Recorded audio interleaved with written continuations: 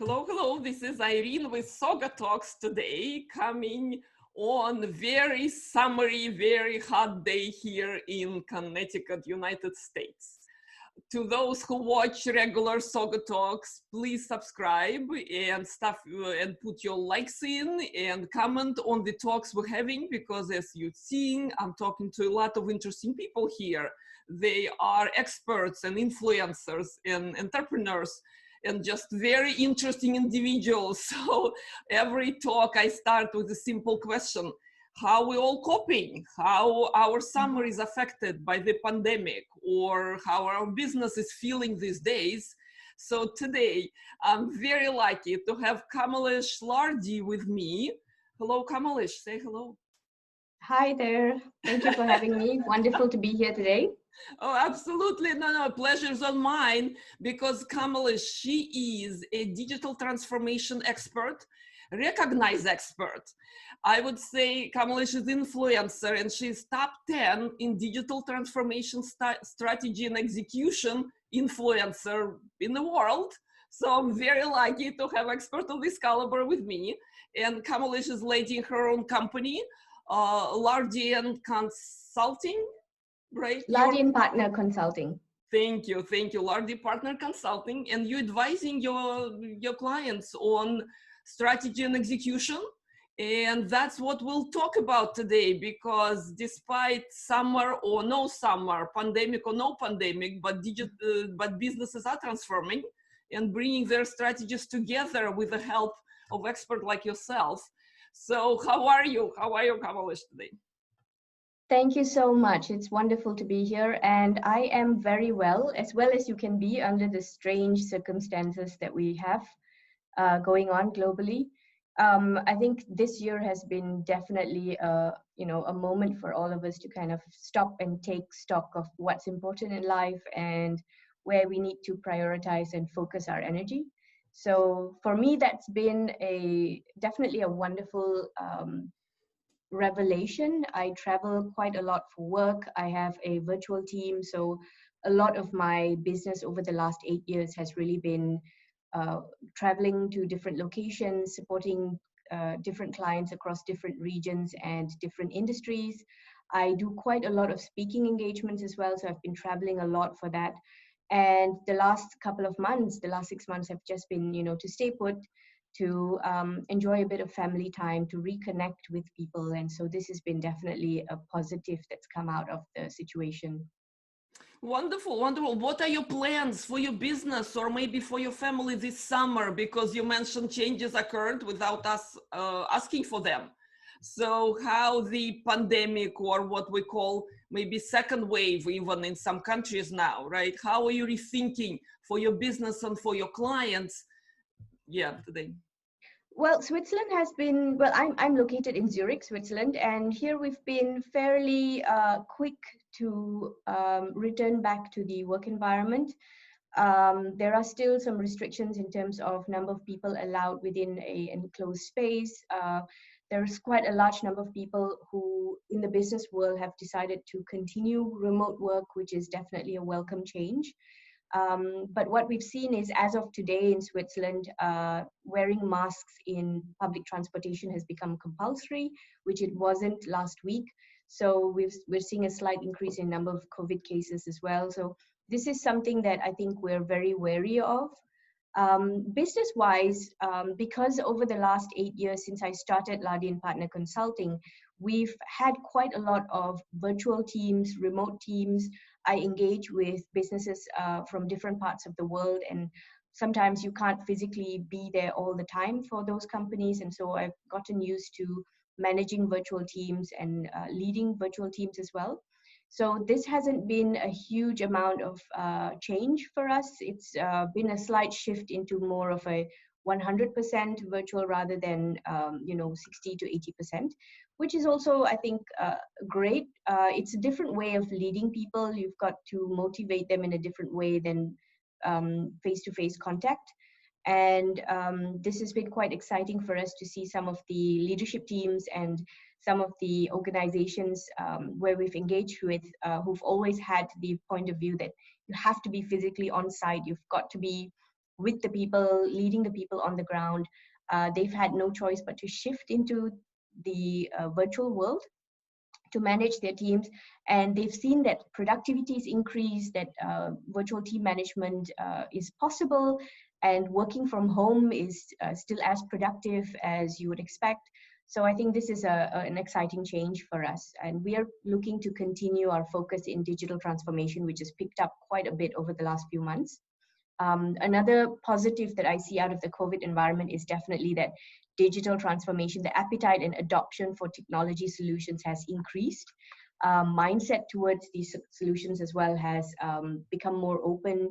Leadership teams starting to engage more and starting to accept digital solutions. Initiatives which in the past were seen as exploration or nice to have or something down the pipeline has become possibly very important for organizations to implement. Prioritization has changed. Focus of investments on these initiatives have changed as well. So it's quite an exciting time for us, I have to say. Yeah, no, that's good to know. That's good to know, Kamales. So it's interesting that you mentioned while you're working with your clients and seeing the increase of demand, right, of going digital for, right, many industries now, your company transforming as we go as well. Okay, and this is, I guess, the best way to be, meaning that, yeah, you are kind of eating your own food that you're serving to your clients. And that's, I guess, what making businesses like yours more authentical, because you probably understand the pains and challenges your clients going through. Definitely, and we've also adjusted to the environment a little bit more. We have offered, or we've taken to market an offer where you can do a rapid digital transformation strategy piece within 20 days.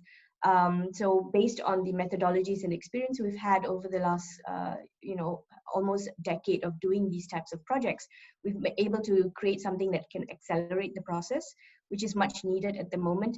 We're also focused on training and education. A lot of companies are finding that they don't have the capabilities and the skill sets internally to do complex transformation pieces. And so we're focusing on offering these kind of trainings and coaching pieces where we can educate transformation teams fairly quickly, even on an online environment. We're also looking at, we're able to offer some tools and methodologies to our clients. So digital transformation maturity assessment, which you can do online for free, which allows companies to kind of take stock of where they are and what are the major gaps around transformation work as well, so they can focus in on those areas. And so we're able to quickly shift and offer some of these services. Basically, what we're preaching to the clients, we're trying to do ourselves. Exactly. And this, I guess, this is one of the key successes, right, going forward. What other key successes you saw? I mean, what are the factors for success kind of working well for you and your clients today? Well, when we talk about digital transformation, there are some core elements that you need within an organization to make it successful. So transformation itself indicates it's a organization-wide initiative. It's not something that focuses on a technology solution that you want to implement, or, and this is something I say quite often: technology is not a silver bullet solution. It doesn't solve all your problems. You have to have a clear value proposition and a clear reason and a clear need or a problem that you're resolving, and you leverage technology in order to resolve those issues. And so when we look at digital transformation, it really involves elements around how you engage with your customers. How can you leverage technology to offer these superior experiences and real-time experiences? How do you optimize your products and services for digital channels? How do you create new solutions or offerings for the market on digital channels? As well as how do you optimize your internal environment, so processes and operations leveraging technologies? And how do you create new revenue channels or new business models, business ideas that you can take to market, which are based on the digital economy? So it's quite a broad area when we talk about digital transformation. And some of the elements that are really core to successfully implementing, if you look at the needs of digital transformation, is really leadership mindset. So this is kind of a top-down element. Most transformation initiatives needs very focused support from the leadership team and guidance to navigate these transformation efforts. You need to have the culture in the organization that really can adopt to change. And this is something quite interesting that we see time and again. If your organization culture is inflexible and is fearful of change, any kind of technology solution, any kind of transformation effort will not succeed, because you need to have an environment where you can take people on a journey, you can support them and engage with them. And during this COVID environment, we saw quite a lot of change that we've never seen before in the business environment and even socially across the globe. And so what has happened is there's been quite a lot of fears and quite a lot of uncertainty involved in the business world. And leadership teams that were able to take their employees on this journey with them and cultivate the culture of openness, open communication, ensuring that the information flow within the organization was consistent and sufficient. These were the companies that really stood out and have been able to accelerate transformation. Now, before COVID, less than 30% of digital transformation initiatives across the globe were successful, right? So it's really a small minority of companies that were able to successfully pull it off. And so what COVID environment really did was it put a spotlight on these transformation initiatives. And really the companies that had these basic elements for successful transformation were able to accelerate that. And the companies that didn't have these basic elements were seeing quite a difficult time, I have to say. So we're looking at really leadership mindset, culture change. And another key element as well is to have the right skill sets within the organization, making sure that you have people and within the company who know how to run these big complex transformations. So the training and education element is really critical as well. And the fourth element I would say is having really a structured approach, a step-by-step approach, end-to-end approach that tells you how you should be driving these transformation initiatives and really focusing on value propositions, right? What are you trying to offer the market? What is the need in the market, or what is the potential need in the market? And delivering solutions that meet those needs rather than just implementing technologies. Yep. No, these are absolutely important. Let me ask you this. It used to be, I would say 5 years ago, even 3 years ago, it used to be business-led change, because somebody on business side understands the goals and priority of the organization, and asking technology or IT teams organization help them out, advising on the right technology to implement and kind of driving this both together, all right? So do you see any changes that's happening? Because I'm speaking with my guests, and more what's popping up nowadays, it's technology driven digital transformation. So where is this balance that you're seeing in your work and in your clients' organizations? This is actually a really great question. So what we're seeing in the market is the shift towards, as you said, technology led. And it's almost unavoidable when we talk about digital disruption, when we talk about digital transformation. There is a belief in the market, particularly in the corporate world, that the change comes from the technology, that technology is the trigger for the change. But what really is the trigger is this element of human behavior. Never in the history of mankind have we seen technology drive human change, human behavioral change as we see today, right? So it started off with social media and all these types of mobile technologies, instantaneous connectivity, you know, access to the internet. We have more than 60% of the global population online, the most that we've ever had before. And this is, and also in terms of e-commerce, so quite a lot of people have started to use e-commerce channels, and all of these have just accelerated over the last 6 months. Now, if we focus on technology as the solution, we're missing out quite a few other pieces as well. We're missing out on the people element. So in terms of the internal skill sets, the processes, the operational environments, as well as looking at new business models and how these business models could generate revenue, cost reduction elements as well that could be quite beneficial. So taking a technology-driven approach to digital transformation, you may not have this holistic view of transformation that you need within these environments. Another big or area of focus that we see with companies is around engagement channels, so channels to market, using quite a few technology-driven solutions to engage more with customers. So things like mobile apps, social media, digital touch points, and a real focus on these channels to market. And this as well, it's almost a temporary solution. It's using technology to quickly engage with your customer base. But behind that, you need to have the optimized operations, the integrated environment, the seamless channel strategies in order to successfully then take these engagements into your operational environment and then deliver sustainable results for your customers. And so I'm seeing two different things, basically: technology-driven and channel-to-market-driven digital transformations. And I believe we need to take a step back and look at digital transformation holistically as a strategic approach in the market.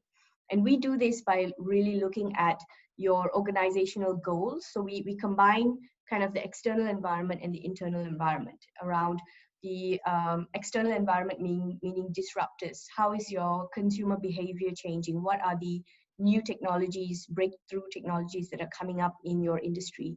How are the competitors developing? What are the new competitors in the market? So we take all of these external elements and we make an assessment and we identify what are the biggest disruptors for your industry and your company.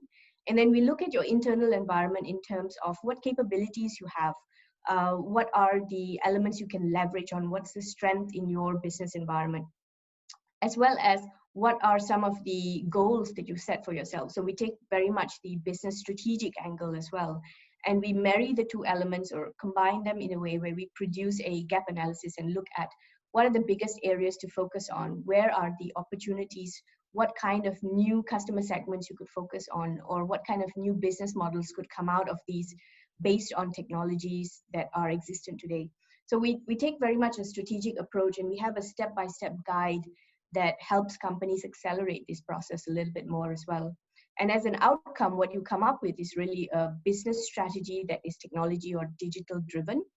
And the outcomes can actually be put into a roadmap of initiatives that you can take over the next 6 months, 1 year, 3 years, whatever your time frame is that you need to implement over that time span.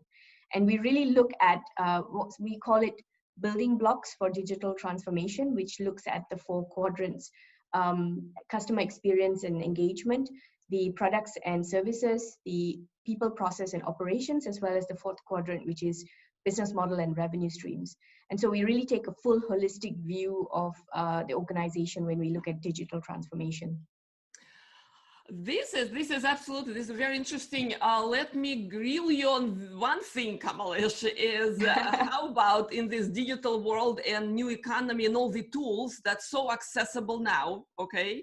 And let me stop on one point here, that we as a people, you brought people element to the discussion, right? So we as people, we have social presence, we have our favorite apps, we practically live day to day in our digital environment, whatever we configure for ourselves, okay? So let me ask you this: when people go to work nowadays, okay, and they are in this digital world of different kind, because as you said, some organizations already transformed, some organizations halfway there, and some organizations could be very, very conservative for a number of reasons, and they still practice a lot of, very physical practices. So how do you find for people making this connection? Because again, if organization you work for is not quite forward thinking and is not yet taking the appropriate efforts yet, then it naturally comes, disappointments and disillusionment and all kind of these conflicts, inside each of us, who trying to bring these two worlds together. Definitely. I think this is a very interesting element. There was actually a recent study by the EU that looked at European digital skill sets or digital skill levels.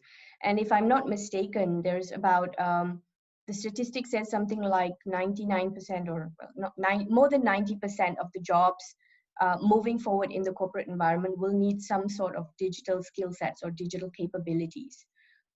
So it varies in not necessarily 100% digital, but some element of digital knowledge. And this goes into the direction of, project management or finance and accounting that has a, utilization of digital skills, as well as things like utilizing online collaboration platforms or ways to engage with your coworkers.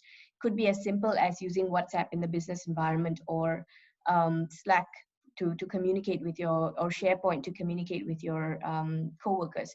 And so what they found is, I think less than 40% of the people within the ages of 16 and 70, don't quote me on this, I think that the numbers, but you know, there is a research piece that shows less than 40% are actually lacking these skill sets. And so even within Europe, and I think this is something that is very well known and understood here amongst the corporations, there is a lack of skill sets around digital knowledge that is required.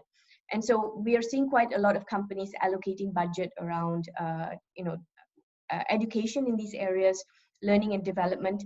And within the COVID environment, what we've seen is an acceleration, especially considering the number of companies that have put employees on furlough and let go of employees. The question of whether the post-COVID environment will allow for these employees to then rejoin the workforce or rejoin the positions that they've had before, this is a big question mark, whether it's actually going to happen. And in order to accelerate the possibilities for them to get these positions back, having some of these online education is going to be very important. And I say online education simply because knowledge is democratized now. Pretty much anything you want to learn is available in some kind of online course in some shape or form. And what we saw in April 2020 is 1.7 million hours of education on LinkedIn Learning. That is a significant increase from January. I think it's like a 3-time increase from the hours that was spent on learning on LinkedIn in January.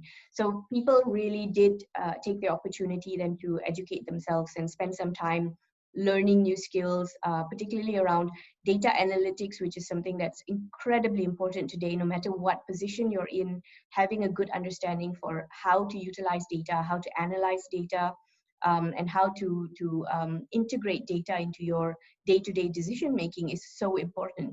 And so picking up some of these skill sets, I think is extremely crucial. How companies are going to be able to marry some of these different elements now in the post-COVID environment is going to be interesting. We have some people who have gone back into the work environment. We have others who have stayed within the remote work environment. And the whole year around how organizations would traditionally manage performance evaluations, for example, or the traditional KPIs for employees in terms of key performance indicators in terms of how successful an employee has been in meeting his goals for the year. So this has been completely blown out of the water, right? It's non-existent anymore in terms of how you can measure your employees. And the employees that are in the office are going to be far more visible and far more active in the eyes of the leadership team compared to the employees that are working remotely. And so management teams and leadership teams need to take these things into account. Utilization of collaboration platforms, utilization of these online ways to engage with each other, to manage employees, to manage workloads. There are some incredible platforms out there that allow employees to very quickly engage and produce the same amount of work and be successful in their roles without physically having to be there. And I think companies are starting to discover some of these platforms as well. And so looking at the KPIs, how you manage the performance measures for the year, looking at how you manage the visibility of employees who are not physically on site anymore, as well as understanding what kind of digital skill sets or skill sets in general are going to be necessary in the coming months. I think these elements are going to make a huge difference for organizations as we move forward. Let me give you one real life example, because it's interesting how, let's say, companies who are more forward thinking, okay, a little bit more advanced in that way, right? They have probably easier time. But let me bring you this example. Okay, doctors' offices, okay, they're all forced to telemedicine nowadays, at least in the United States.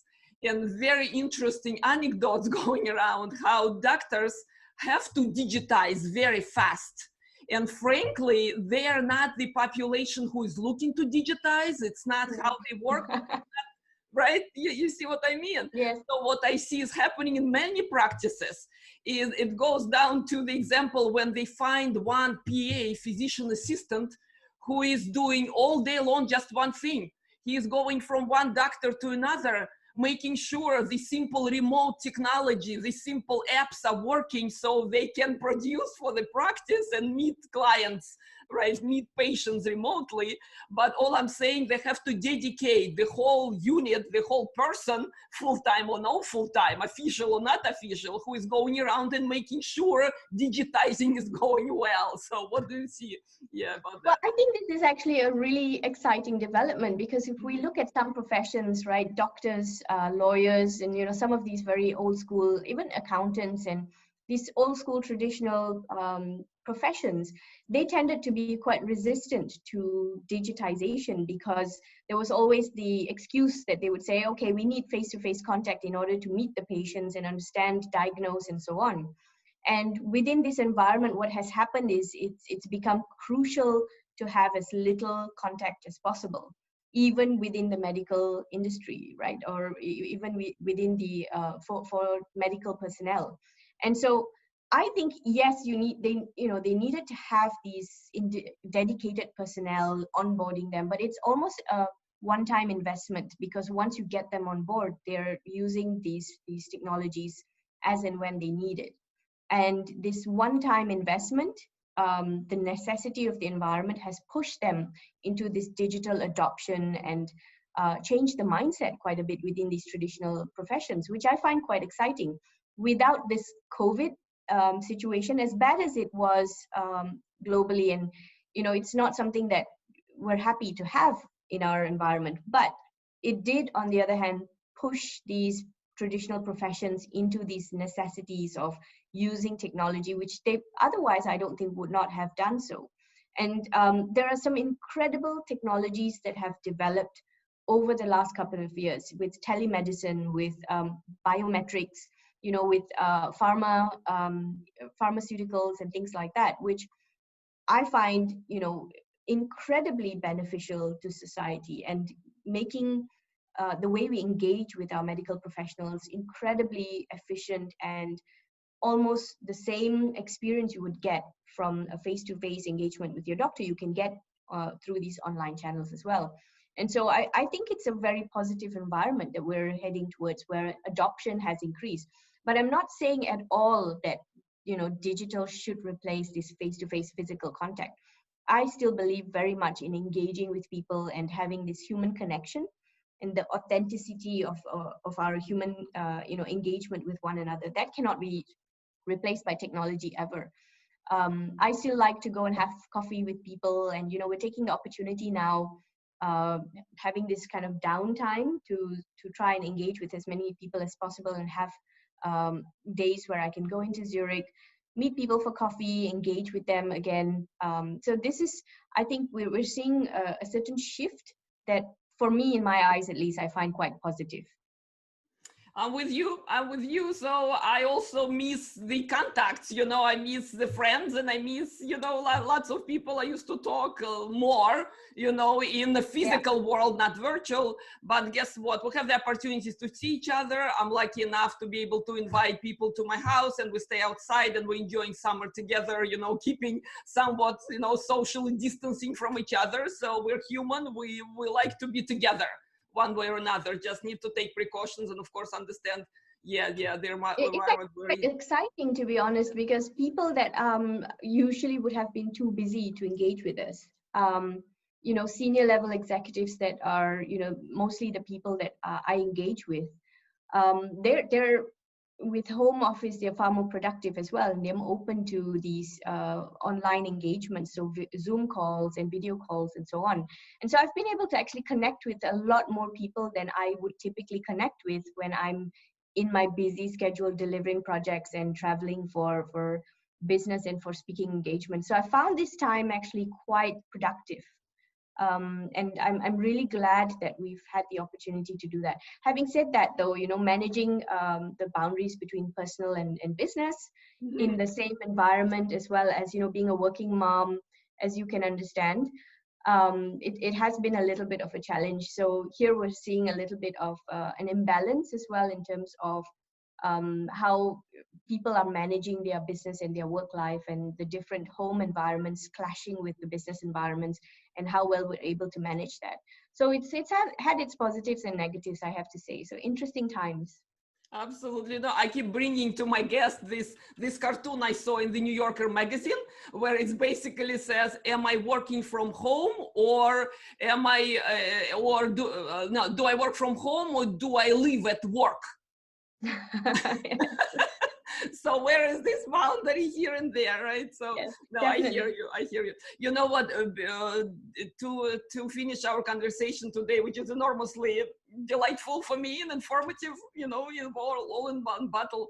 I would like to ask for your advice to those who enter the workforce nowadays. Okay, it can be college graduates, it could be kids without college degree who are looking to benefit from this new digital economy and new opportunities out there, like we mentioned, in these new jobs that we never thought, you know, is gonna exist very soon. So for those, you know, who are in mid-career and beyond that, so what's your kind of what's your assessment for digital skills to be a little bit optimistic and give our audience a hope that, hey, you know, we all can benefit, we just need to take certain steps toward that. Mm-hmm.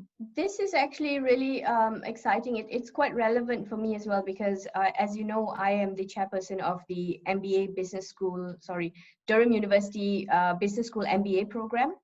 And this is something that we very actively look at in terms of what are the trends around MBA programs and how things are developing, what kind of skill sets are required in the market or will increasingly become relevant in the market. So it's quite an interesting topic to look at, because we've seen a shift since I did my MBA, maybe, I can't even remember, in 2003, something like that. There's been a complete shift in the market around what kind of skill sets are important for senior executives or for experienced professionals. And for anyone that's entering the workforce, for anyone that's finding themselves in a position where they have to look for a new job or shifting industries, I think it's very, very important to take a look at the industry that you're in and understand what kind of technology developments are coming up in those industries. We are finding, you know, the technology breakthroughs coming out almost on a weekly, daily, monthly basis, whatever you may say, and new types of breakthroughs, new types of technologies. Every phase of technology development is accelerating and, you know, rapidly increasing the next phase of its development as well. So this kind of rapid development is impacting almost every industry. And so my encouragement and my kind of advice for people entering the industry is to take a look at your market and try to understand what are some of these new technologies coming in. Even if you're not necessarily building up digital skills to use or develop those technologies, it's really important to have an understanding for how they impact your industry and how they might impact the business or the role that you're going into. The second element is there are some basic skill sets or basic necessities which within the business professional environment, which I think is important for people to pick up. So things like, as I mentioned, data analytics is one. Also looking at collaboration platforms, getting used to these types of platforms where in any organization you go in today, you're going to find communication via these collaboration platforms like Slack or SharePoint or Podio or whatever else platform companies might be using. To get used to being able to engage on these platforms and understand how you communicate with your coworkers, how to work on things together as a team on these platforms is quite important. And a lot of these skill sets you can pick up online. So they're you know, they offer free trainings or even very low priced education, even for data analytics.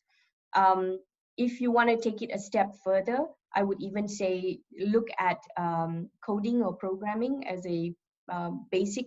So what coding does is it allows you to create this understanding for structured thinking, analytical thinking, breaking problems down into smaller pieces and resolving those pieces, computational thinking, so thinking in logical structures. So it's not necessarily about learning a computer language or a programming language, but it's about a more advanced way of thinking, training your mind to think in a different way.